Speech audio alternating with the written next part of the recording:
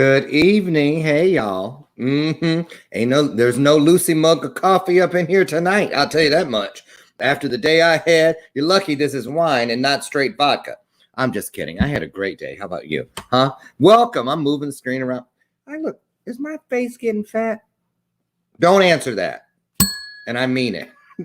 You guys, you know what? It's the wine. I started, I had my first glass. I'm still on it. I just keep filling it up. That's the trick. I'm on my first glass of wine, even though I started an hour and a half ago, because every time it gets like down to here, I fill it back up.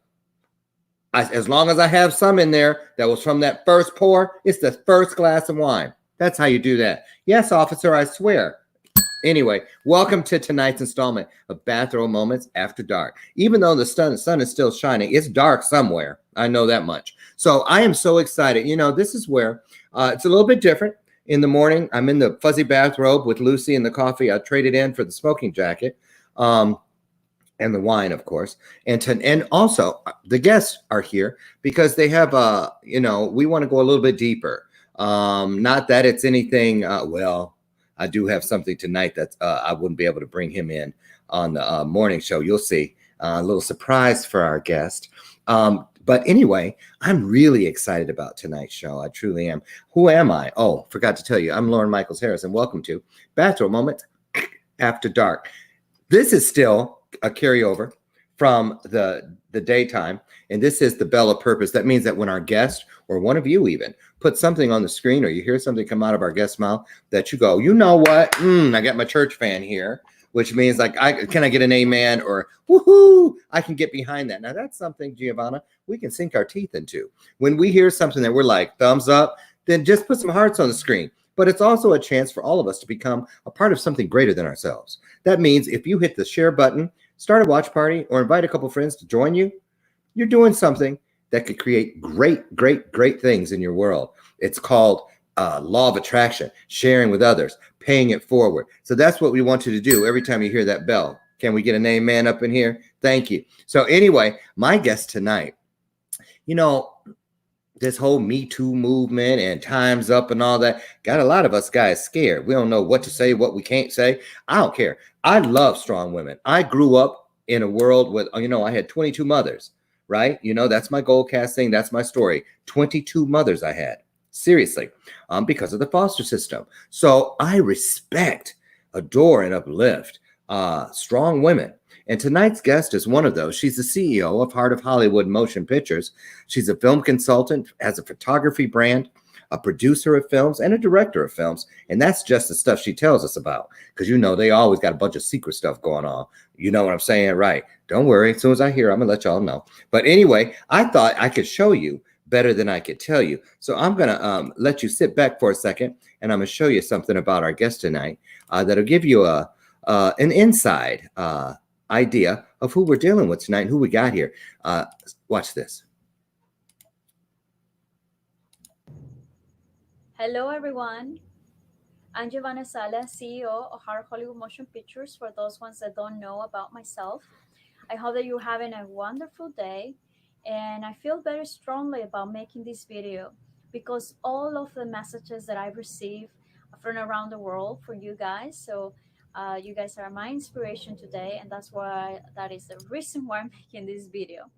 And so I would like to share with you guys some of the things that motivate me the most, but also I would like that you continue following your dreams, pursuing your goals, and do what you want to do in life to find happiness. In my case, running a company, trying to set meetings going to one meeting to the next meeting, structure projects, develop business plans, and finding a team can be a little bit overwhelming. But I have a dream, and I wanted to make happen my dream.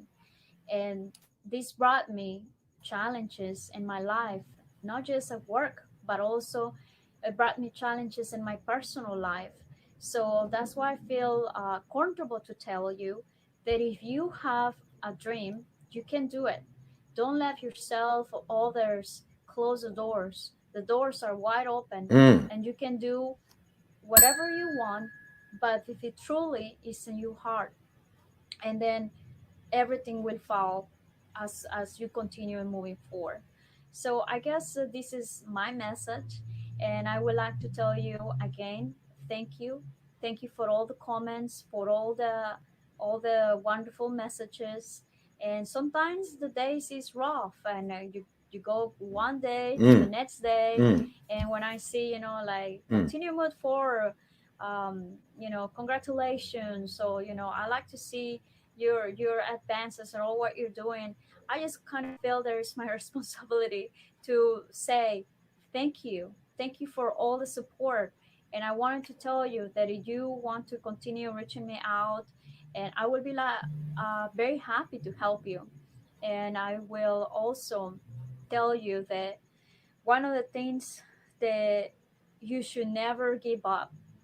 You should never give up. You should always be positive, and should always try to find what make you happy. And anyway, that is my whole message for today. Aw. Maybe in another video we can go into a more deep conversation. But my main thing today, it was to say thank you.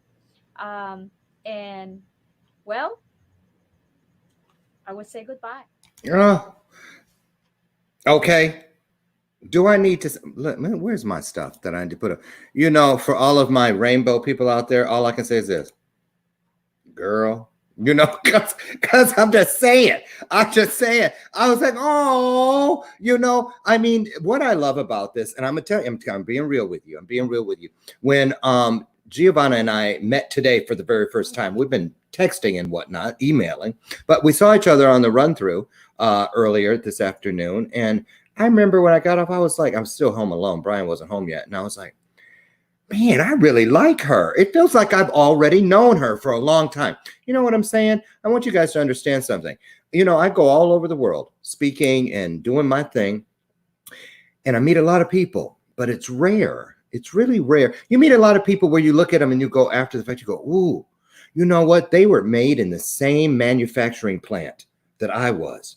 You know what I mean? They just talk the same language. They sing the same songs. It's just, you were manufactured in the same place. But every now and then you meet that person where you go, wow, not only were we made in the same manufacturing plant, I believe we were cut from the same bolt of cloth. That's what I feel about our guest tonight. And I'm going to get her in here because we got a lot of ground to cover. And that entire video was not about her. It was all about us, giving back to us. And that's what I love about it. Oh my God, that was great. How are you? Hello, Lauren. So I'm very Why don't I hear happy you? to hear I at hear your you. Can you hear me? Okay. Well, Yes, I can now. Okay, good. So I'm very happy for the invitation to your show and to have the consideration of having me here tonight. And also very thankful to Michael, our friend, mutual friend, they make the possible the connection. So what I can Michael say, Toy. I think it will be fun.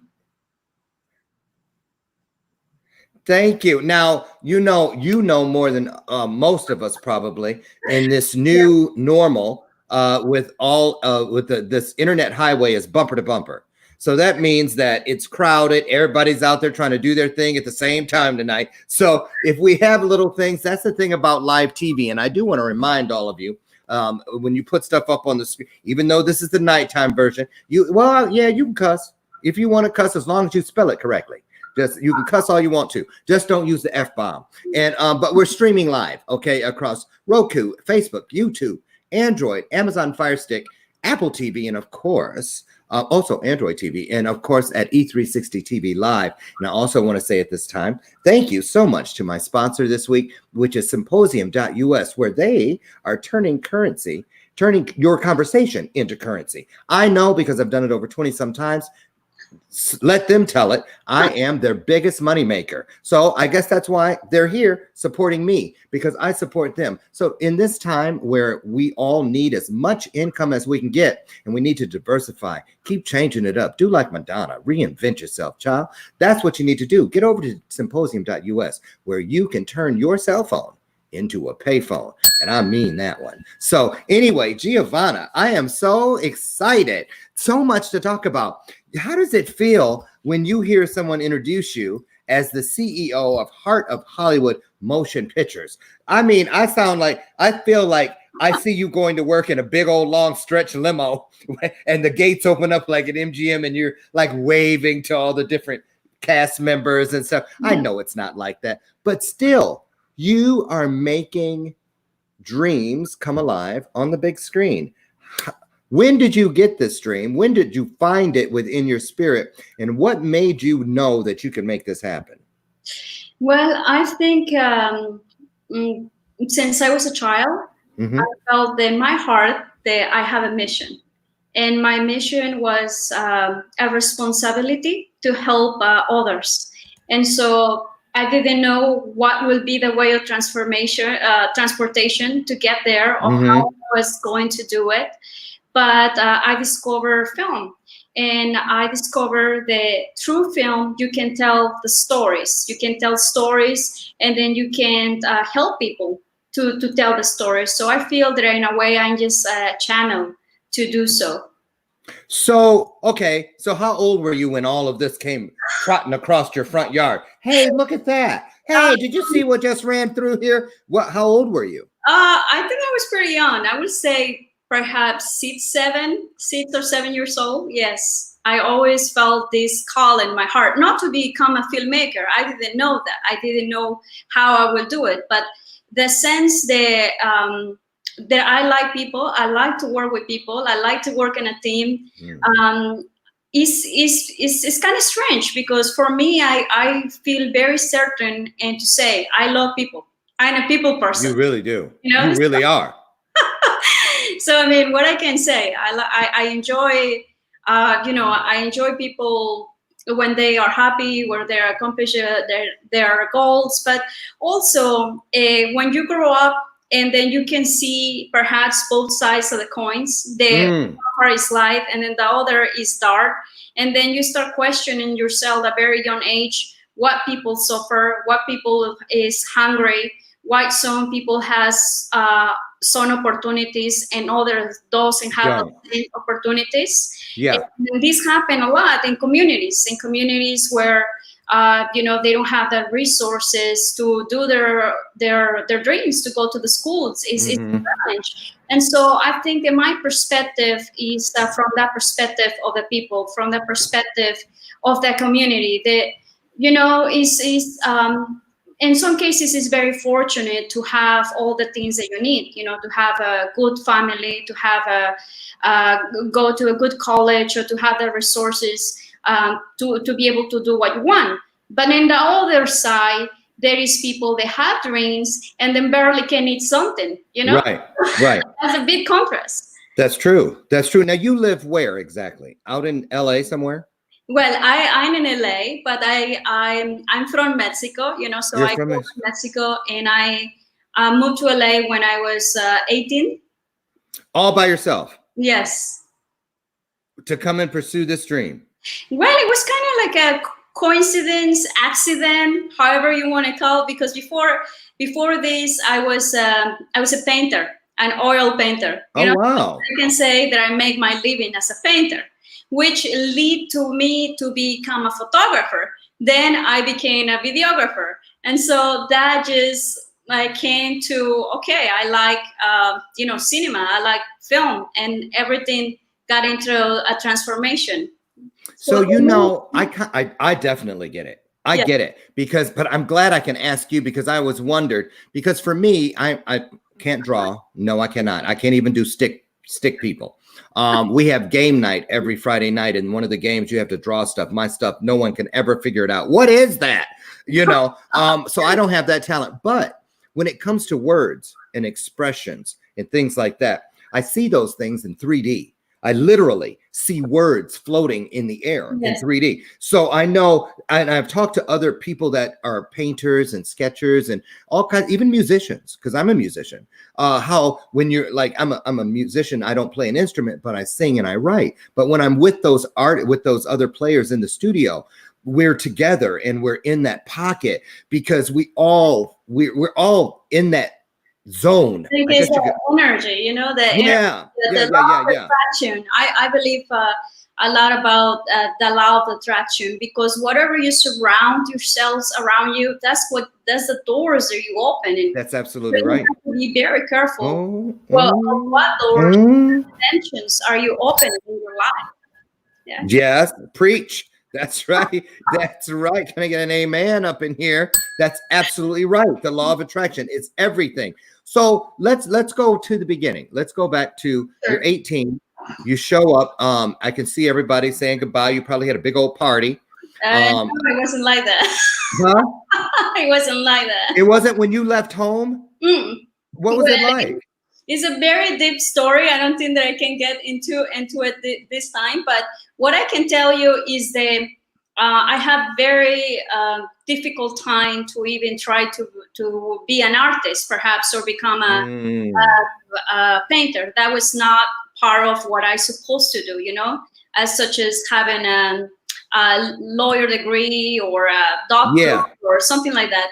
And you know what? It was a point in my life that I thought perhaps I will be a lawyer or something. I always like, things, or I like scientists. And so, but I discovered art. And once you fall in love with something that you want to do, once your vision is completely clear, like mine was, like I love art, and that I felt that was my language of communication. I say, this is it. This is what I want to do, and this make me happy. It make a lot of people not happy, but that's right. what to do, Oh, here's what I want to show. Do you see that? Yes, I do. This is some of your photography?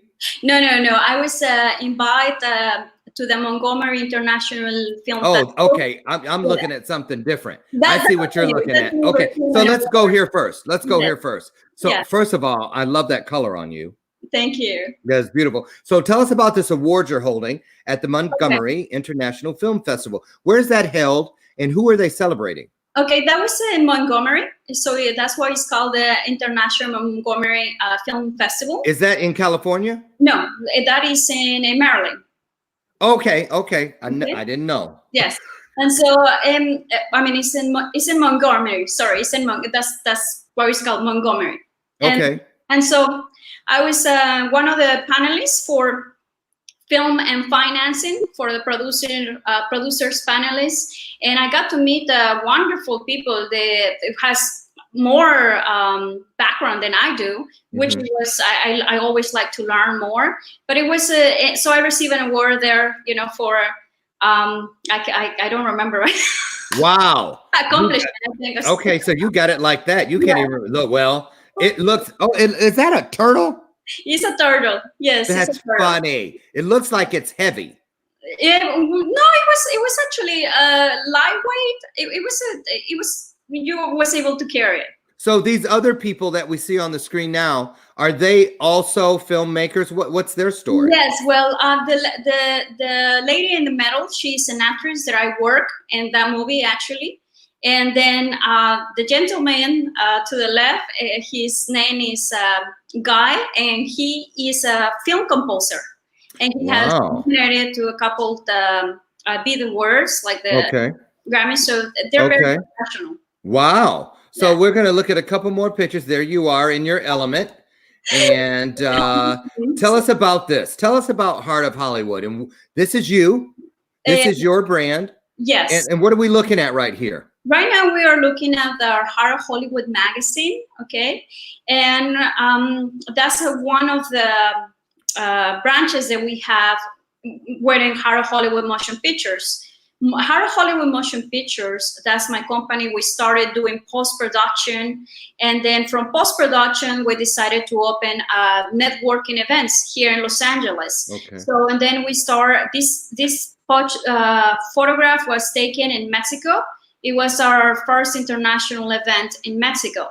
Wow. So that was phenomenal. We put together a lot of people in the entertainment, first networking event. We worked in the media and different television channels and radio. So it was really good. I'm planning to go to Mexico and do another event down there. See, so I know that you always have to go back for where you come from. Don't forget your roots. And Amen. Amen. There's some more of your fans, and some more people that you work with. Hey, girl. And there you are in your element. Why do I feel like that's really what it looks like in your world more days than not? Well, you are absolutely right. I mean, I know that the picture seems mild, but my days, sometimes when people see like perhaps people coming out of the limousine, so actors holding awards, so it's not the real picture. You really had to do a lot of work and a lot of research, and sometimes you don't even sleep. So most of my days are pretty heavy. Like, right now, the pandemic, for me, it's not different. Right. Usually I keep busy every day, but what happened is that I get more busy because now I had to change different things using the technology, using Zoom, other things that never was really used as much as we are using it now. Oh, Bradley Rickman. Hi, Bradley from up in mid-Michigan. He says he loves that dress too. I feel you. That's got to ring the bell on that one. A lot of love going out, especially speaking of love. Hello, Alexander Love. We know that you're a good friend of our guest tonight, and thank you for popping in. And thank all of you. If you just joined us since the top of the hour, of course, you're in the midst of tonight's episode of Bachelor Moments After Dark. I'm Lauren Michaels Harris, and we're here tonight interviewing the incomparable Giovanna Salas. Now I don't know how I'm supposed to read what that says, but I'm sure it's something very nice. So anyway, translate, please. We're here tonight talking about how do you get to the ooey gooey center of your dreams, of your fondest dreams, because we're talking to somebody who's done just that. And I feel like I still think there's more. I'm trying to get on the left or the right of Jimmy Fallon. That's my goal. It's a lot more. I was when I was a painter. I went to Texas to study, and then I was studying business. I changed it for film, radio, and television. Then I wanted to know if this is something that it was going to be sustainable. For my life, I needed to know if this is where I see the rest of my life as a career. So what I did is that I shot something. I shot a video. I was doing a Wild Horses documentary. A producer in LA saw my video and say, it looks like you have some talent. Why you don't come down here to LA? Right? And the first time I didn't. And the second time, it was kind enough to call me back. And so I say, if I don't leave Texas right now, I will never leave. So I took off and I went back to LA, and so the whole thing started. I wanted to become a director. That's my dream. I want to be a film director. But and then I noticed that it was very, very, very hard to get into Hollywood. Either you have the resources, again, the money to do productions, or you have family members. I was going to say connections. Okay? And so I realized that I was the new kid on town, and I don't have none of those connections, right? Right. So, but I guess I continue to study, to do more research, to go to all the events that I can, to learn from people. And then suddenly the opportunity happened. I run into a set where it looks like the camera have an issue with the extras, and the extras just was running around. And so I know this, being a camera person as well, I know this that the cinematographer have these issues. So I start moving around the people, right? And suddenly, I know one of the directors, I assume there was a director of the movie, saw me, and he called me and he said, "Hey, are you in film?" And I say, "No, I didn't." I say no because I didn't feel that I had the knowledge, And he said, "Well, come tomorrow, right?" So the next day, I go to the set. I have my camera with me, and I thought that he was going to put me to take pictures, right? Well, surprise of mine. He say, "Leave your camera down there," and the Department of Things, and I was like, "Leave my camera." So what I'm going to do? Yeah, what am I here for? So I'm calling to the set, right? And so anyway, he called the first AD, and then he say, "Okay, what is the schedule for today?" Blah blah blah. And okay, then, wait a minute. I happen to know, but for those who have never been on a set, could you explain what an AD is? Oh my. Well, I'm I can kidding. explain to you after this. It's an assistant director? Is assistant director. Okay, so go on. So they called the AD, boom, boom. Yeah, so pretty much I have the knowledge of theoretical theory knowledge. You know, I never have done that position before. Okay. So, but the thing is that he called the first AD. He asked for the schedule for the day. Then suddenly he handled to me the schedule, and he fired the AD right there on my You're eye. out, he's out, and you're in. Yes, and I'm thinking, Wow. oh no, like I don't know what to say, you know. So and then I was like in shock, and all the crew was upset. Everyone was upset, you know, because I was thinking, well, you know, when you come out, they say, well, there is a rookie, doesn't know this, blah blah blah. Who the hell is she? Yes, and she. I know what I'd have been thinking. I'd have been like, I didn't know what happened, if it was destiny or meant to be or what, you know. But the thing is that was the hardest movie. It was my school. That movie was for me my school. I learned everything. I learned the hardest. I cry at night because it was some things that I didn't understand. I try as much to. Oh, so this is what the first AD does. The first AD for the director is the captain of the boat. Is the captain of the the whole production. So pretty much you are the voice and ears of the director. So the director tell you something, you go and arrange the crew. You go and call them the blocking rehearsal to do the blocking with the actors. And so pretty much you are the shadow of the director. of the director. And try to do the balance between the crew and the director. And also you kind of become a little bit the bad guy, because sometimes the director don't want to tell something for the crew, so the director tell the first AD, okay, I want you to do this and this and this. Oh, so it's kind of like a good cop, bad cop. If you're going to be pissed off at somebody, I want them to be pissed off at you and not me. And I can see that. And be able to work with everyone. You have to be able to work with the director, with the producer, with the makeup artist, with the actors, and you receive the hot balls from the whole 360 degrees circle. Sure. You must be strong. You must have the ability to communicate with people. You must have the sensitivity to understand people's emotions, because, you know, their job as a robe stylist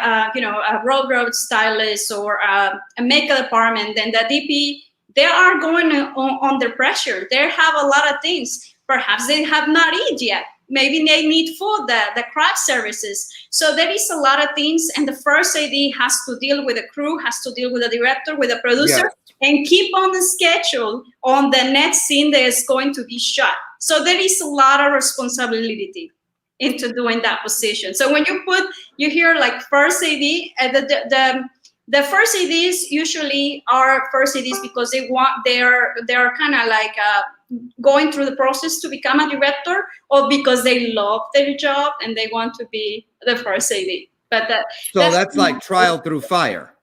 It was for me my school. I will tell you, everything that I have learned of the industry have been on hands. School is good, but I think that you have to do it. I believe more in workshops. I believe more in private instruction. Yeah.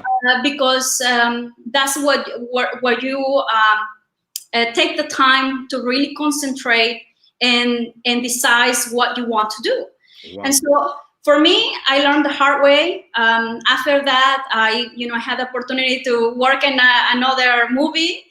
And the next movie that I worked, the first movie was an action movie. The second movie was an action movie, like fights and all that. Those movies are very complicated to shoot and to work with, because the director has to be very knowledgeable about the fighting skills, the safety first. Sure. For the idea is safety first, and nobody gonna get hurt jumping off or dying from the guns if they are not. Yes. So there is a lot of things that has to be in consideration. But so for the second movie, I was working as an AD. Was the first, and then the second. due to changes. But anyway, I was very happy because it was in November, which it was my birthday.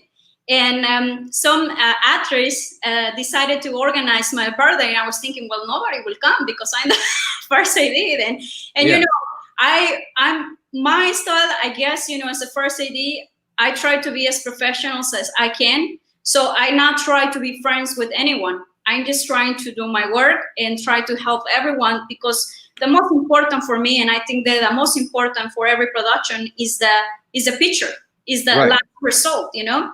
And so I was surprised when everyone, including the producers, show up to my birthday. Well, you know, because first AD is the title, but behind that, there is a spirit to that person. And obviously, I mean, look where it's gotten you. Listen, we're going to come back. We're going to take a look after these messages from our sponsor. We're going to take a look at some of your photography work and talk about what it's like to look through the lens of your world. We'll be right back. Okay, so.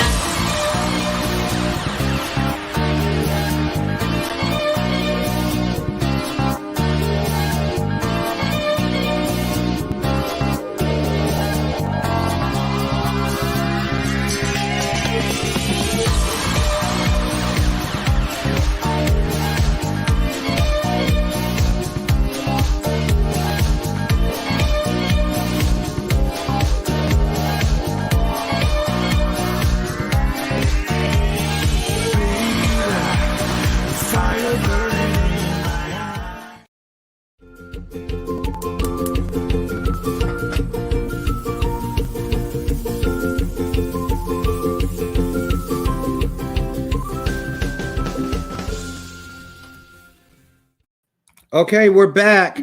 Thanks for sticking with us. If you've come in since the top of the hour, I'm Lauren Michaels Harris. Welcome to Bathroom Moments After Dark, where my guest tonight is Giovanna Salas, the CEO of Heart of Hollywood Motion Pictures. She does film consulting, photography. We're going to take a look at some of that. As a matter of fact, let me get that up. I mean, let me tell you something. You definitely have an eye. You definitely have an eye. And I want you to talk about, why did you, you know, let's take a look. This is just going to scroll through a few of your pictures. Now, I'm assuming this is all your work, correct? Yes, that's my work. So some people might say, well, wow, why does she still do photography when she's doing all these things with movies? So he looks familiar. Yes. That guy. And so does she. I don't know. Maybe I'm just trying to think I know him. But beautiful work. So how many arms or fingers do you have to the Giovanna Salas brand? Well, you definitely had to prioritize things, and you have to put like organize your time. I think the one piece of be successful is to organize and to prioritize what you can do. So for me, I had to painting. I used to be a painter. I used to paint every day. Painting is a jealous art. If you don't paint, your hands stop working in a bit. And so, oh wow. And so you have to warm out. It's like any athlete, you know, the art is the same. So anyway, if you are kind of perfectionist like me, perhaps, you know, but so I stopped painting. I paint, but not as often. Photography, I just do by request. I became, you know, after working with different independent movies, independent producers, I told my friends I wanted to open a company because I saw a necessity for them. It was a gap of people don't getting connections, you know, I felt about like when I got to Hollywood, I didn't know anybody, and I went to many different events, and it was like, people was either drinking too much party or, you know. Speaking of, thank you for reminding me. You know, and things like that. So you don't remember what they were talking about. Right. Me, and not all the parties are like that, right? But it was, I felt there was an environment that was needed for all the people that was coming to Hollywood. And it needed to be a change. And I was Let's talk about that. Let's talk about that, because that's a really important piece. Yeah. And I know because you're so close to the nucleus, because it's you. So but we're not going to sprint past this one. Sure. If it's okay, we're going to jog. Okay. the motion picture industry, television, entertainment, Hollywood. I used to live in Hollywood. You know, I was out there back in the early days, that People magazine back there, back in the 80s. And I was doing my thing out there. But it was easier for me than a lot of my friends who were females, unless they were, you know, jingle singers. We were background singers and voiceover artists and things like that. But people, girls that, you know, that has traditionally been an industry that is an old boys club. So talk about, if you could, the challenges. Is it still like that? You can be honest with us. Yes, is it still like that? Is it harder for women? The challenge is still, yes, that's one of the reasons why, you know, I never really have talked in public about this. Well, you should. But yes, that's one of the reasons why I opened my company. Because it's very hard for women's. I mean, let's consider they out of the 100%, less than the 10% are producers or directors. And even that's just for all women. But That's then for when you take that you're a Latina, yes, you can take it gets even harder. yes, You're a woman of color, right? I'm not sure on exactly the percentage. I think there is a 4% out of the 100, but you know, there is less than 10. But I think that yes, it's very hard, especially for women. Before I was in Hollywood before the Harvey Weinstein explosion blew up. You know, so there is a couple things that make me decide why I wanted to open my company. So I told my friends, I'm going to open a company, and everybody laughed at me. You know, not everyone, but the majority. And I was, you know, how are you going to compete with Paramount Pictures or with Warner Brothers or with Disney? And I say, well, I'm not making Warner Brothers or Paramount Pictures. I'm making something new, something for the future. There is no, my worry is not about making something the same. The same is already there. It's already there. Transform. Let's innovate. And so I decided, you know what? Got to ring the bell on that. I'm going to do something different. And so I opened a company, and I called some of my friends. They were editors. And, you know, we started in post-production because I'm a technical person. So I understand, you know, the technical aspects. So we decided, okay, after everybody finish their movie, they always need to edit their movie. They need post-production. So they're going to need my services, right? And then after 6 months opening the company, I opened 5 offices in Hollywood Boulevard, okay? On Hollywood Boulevard? Oh, no, I know that stroll well. I used to live right at Hollywood and Highland. So wait a minute. Hold on, though. Post-production work, I know people at home are thinking this because I'm thinking this. Doesn't that require a whole bunch of editing equipment and this and the other? Yes. How'd you do that? Well, you know, I think that one of my talents is organize people that has the talent and so, or has equipment. So I'm an organizer.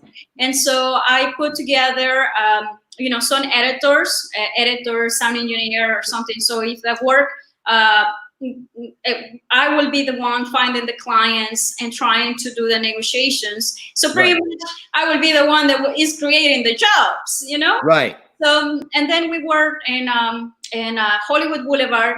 In 6 months, we were barely making it. And then, so I decided to think outside the box. We were on the 4th floor. My offices were on the 4th floor. So I had to get out, and I always see the Hollywood tour bus, you know, and say, welcome. Oh, yeah. With the people sitting on top. Yeah. So and the Wonder Bread bus. Do they still have that one? Yeah. So I keep seeing it every day that I was going to the office. I keep seeing this bus, and then suddenly it hit me, you know, the idea. And I thought, you know what? Why we don't welcome the tourists? Since I was right there, you know, outside of the stars, and I said, why don't welcome the tourists to come and see how we do the editing part? And that's how I started the events, because people doesn't know what it takes to edit. You know, they don't know that perhaps it's 2 hours or 3 hours to edit 1 minute. So, and then, you know, I have 5 offices, and then one was for like editing, for sound, and they can walk through and see what we were doing. So they can see how it becomes what you watch at the theater. Just post-production, and nobody was doing that. So and then I decided to make an event, and people came to my event. It was raining. It doesn't rain in LA, but that was the most rainy day in LA was February 17th. or 2017. I remember that Saturday because I thought nobody will come, and we packed the offices. It was like, and then from there people start referring. Oh, I started getting invitations from other companies, and so kind of the water spread around. The heart of Hollywood was there, and suddenly. People start. I start showing up to places, and they will tell me, "Oh, Miss Heart of Hollywood is here." Oh, Miss Heart of Hollywood. Oh. I first start thinking, "Are they laughing at me?" I started. Oh, you thought it was a joke. Yes. So suddenly, my best friend that he was working for me, his name is Jose Beltran. He invited me to a red carpet event, and I went there, and he introduced me. Like, oh, here is Miss Heart of Hollywood. And I'm thinking, wait a second, you know my name, So, right. Why are you saying Miss Heart of Hollywood? Giovanna, hello. Right. Heart of Hollywood. So and then, then I knew that they were not laughing. It just was a nickname that was created because of my company. So everywhere I go now, people know my name, that is Giovanna Salas, but a lot of people still refer to me like Miss Heart of Hollywood. I never been a Miss or have a crown or anything like that. Right. It's kind of like what happened.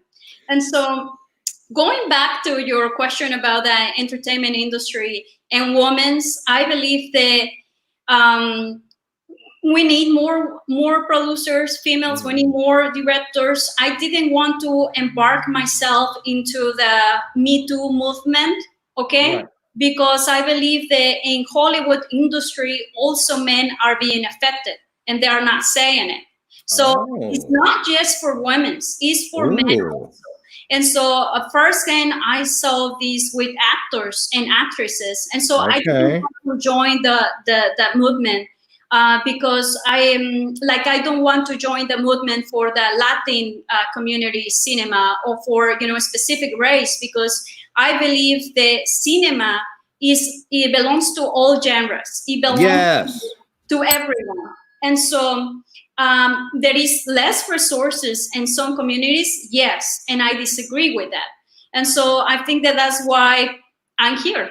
We're trying to make a difference. And trying to make a difference. You are there for making a difference. So definitely. Can I get an amen up in here? That's exactly what we're talking about. Listen, now's the time for all of you to become a part of something greater than yourselves out there. If you are really listening, if what you're hearing is resonating with your spirit, with your heart, then send some hearts up on the screen. They're free. They don't charge you on Facebook to hit the emojis. So send some hearts up on the screen and let our guests know that we appreciate everything that she's doing. Let me tell you something, people.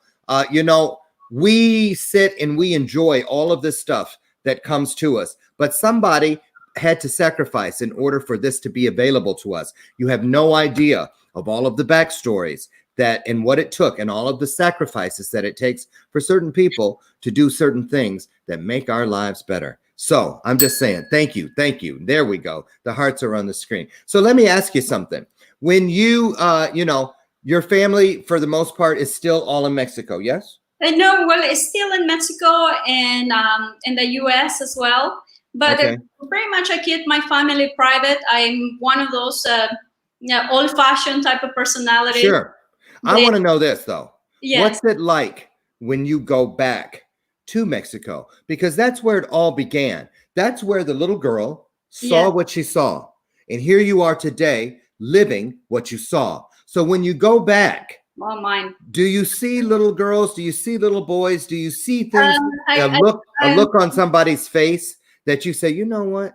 I bet I know what that kid is thinking. I see everything, and I think that as far as what I remember as my childhood, but also that's the reason why I wanted to make that event in Mexico, because I know the other people, even if you touch one person and that person becomes a better person, I think that you are helping society.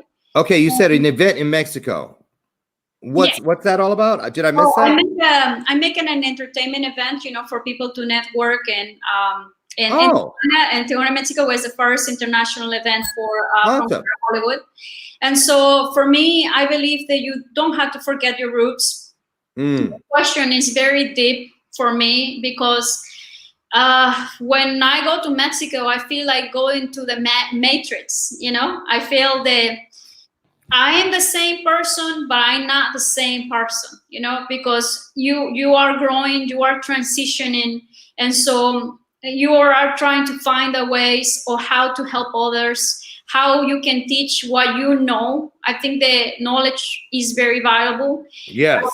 But personally, yes, this is a whole transition that I have gone through in my personal life as a professional, and as a person that is still making this happen. And I mean, continue with my dream, working with people. Absolutely. It's hard, it's difficult. So I mean, once I was mentioning to you, I came to Hollywood to become a film director, but that was not so easy. So I had to start a company, and then I had to left my dream behind in order for me to be the CEO of Hara Hollywood Motion Pictures, in order to develop the structure of the business, the layout, in order to build a team, So did you ever dream of being an actress, or did you go straight to wanting to be what you're doing today? And no, I wanted to, and I still want to become a film director. So, okay. But I opened the company is different responsibilities, because I believe I have perhaps I like business as well. So I think I was able to manage through all this, and I did a lot of research. So when you cannot do it all, so you do it in stages. So you prioritize. And for me, when I decided to open my company, I knew then there are a lot of things. So the things that I wanted personally, they have to wait in order for me to put the company first, to put the team. Put your stuff on hold. Yes, put it on hold.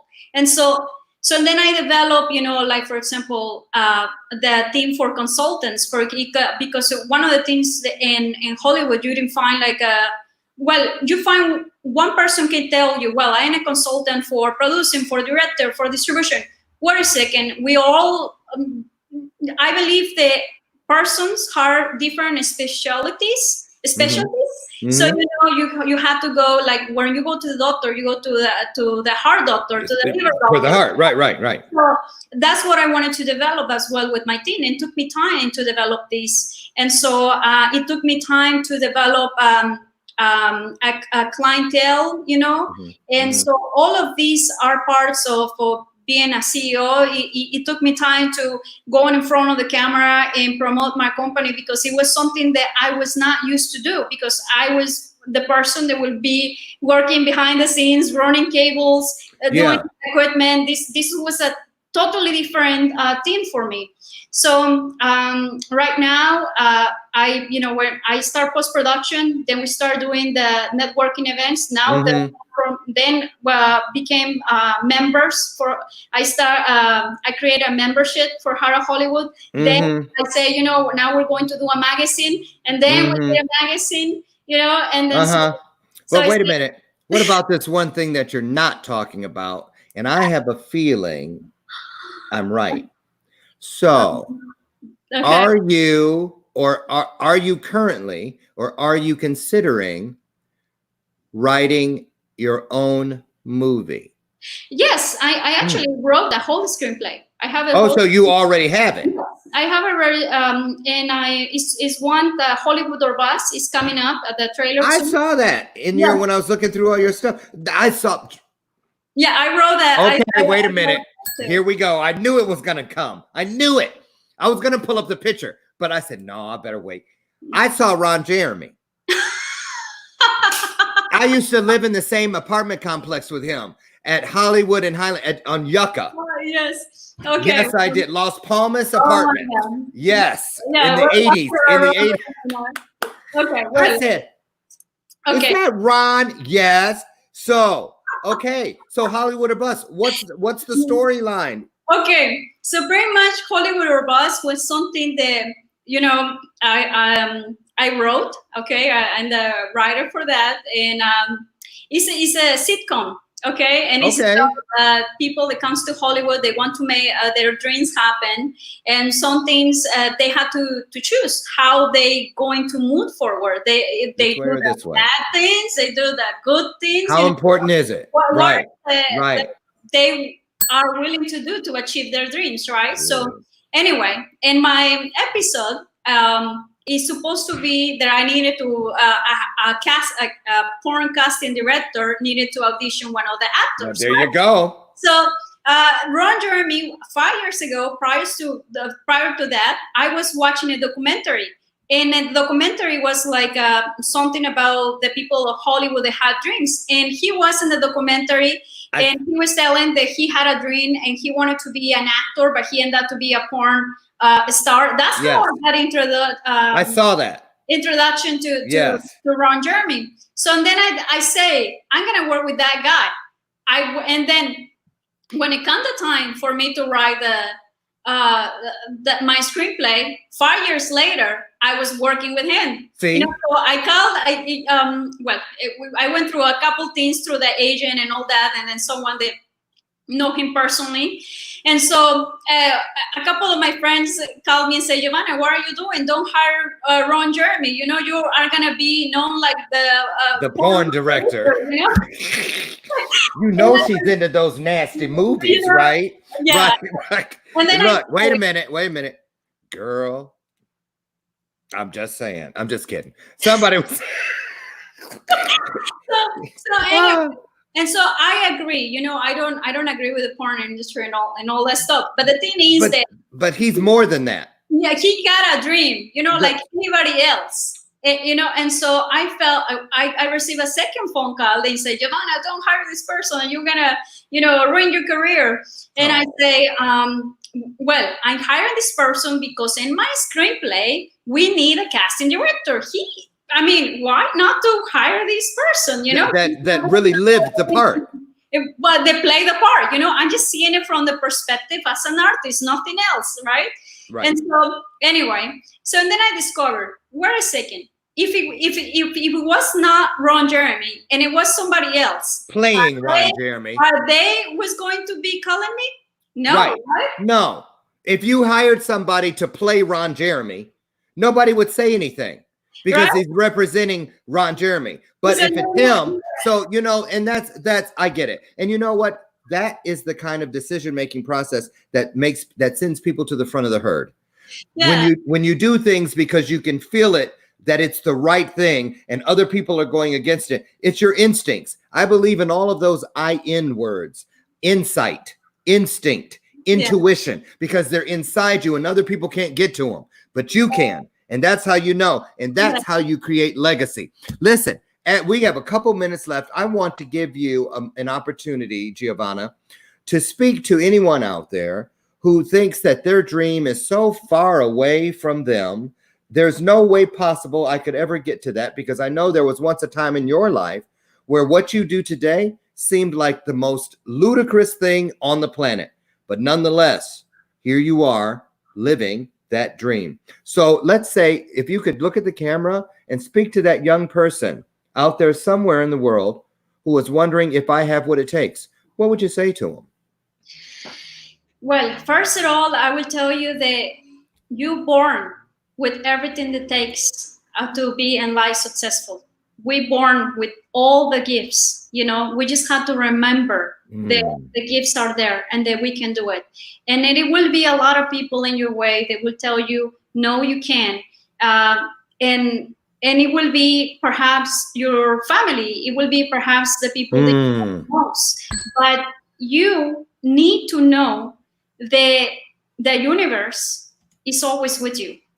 You need to know that you need to believe inside yourself. And then you need to listen to your voice. And if something that you want to know to do is like, I like to say this, like water. Everyone drinks water and it's clear, right? If your vision is clear like the water and you can see that, you are in the right path. So every time that you drink water, remember, you can see your dream. I love it. I love it. And I'm going to tell you something. You have an infectious smile. You're very authentic. And I get it. I get exactly why people are drawn to you and how you are drawn to the right people. It's a hard world out there in Hollywood. I know. I lived out there for 11 years. It is not easy. If you don't know yourself, you better stay away from that place. And that's the fact. That's a fact, because you can go all kinds of directions. But when I look at what you're doing and the heart of Hollywood, you got the right word in there and you built everything around it. I guarantee you, heart is the first word for a reason, because if you have the heart, you've got it all, right? Giovanna Salas, I can't thank you enough for coming on here tonight and sharing your truths and everything that it is. And you have a huge support system, obviously, just from the few that showed up tonight. I want to let you know that if there's ever anything we can do for you, I can't imagine what that would be. But, but if there is, all you need to do is reach out and let